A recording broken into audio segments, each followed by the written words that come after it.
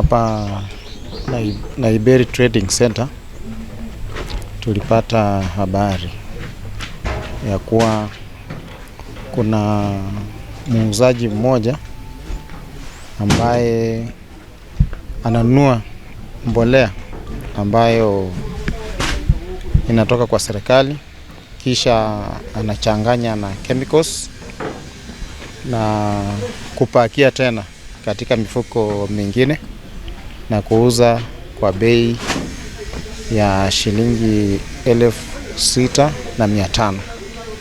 Wakati tulipopata huo ujumbe, tukafanya hima ili kuweza kujua ni wapi. Tulikuja mpaka Naiberi Trading Center. Kwa hili duka limeandikwa Kotut Bellas. Tulipofanya msako, tukaingia hadi kwenye store zake, tukapata ya kwamba shughuli ambazo anafanya katika lile duka lake si halali, na tuliweza kupata mifugo ambayo alikuwa amepakia, na kuna mbolea nyingine ambayo hakuwa amebadilisha. Kufikia sasa tumepata mifugo zaidi ya 600 ambazo kila mfuko ni wa kilo 50, na uchunguzi umeanza, na tutaendelea hadi tupate kiini hasa ambacho mtu huyu alikuwa anafanya biashara ambayo sio halali. Na pia ningependa kuambia wananchi ya kwamba katika huu msimu wa upanzi wawe makini wakati wananunua mbolea ya kuweza kutumia katika mashamba yao.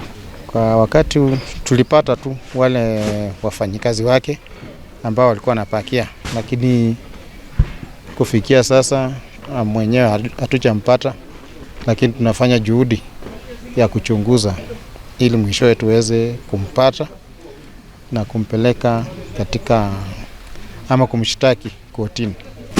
Ni mbolea ambayo imenunuliwa kutoka kwa NCPB, lakini amenunua kwa kiwango kikubwa, kisha akifika katika ile store yake anabadilisha ama anatoa kwa zile mifuko za serikali, kisha anachanganya na kemikali ili iwe kama DAP, ibadilike ile NPK, akichanganya na chemicals inakuwa nyeusi.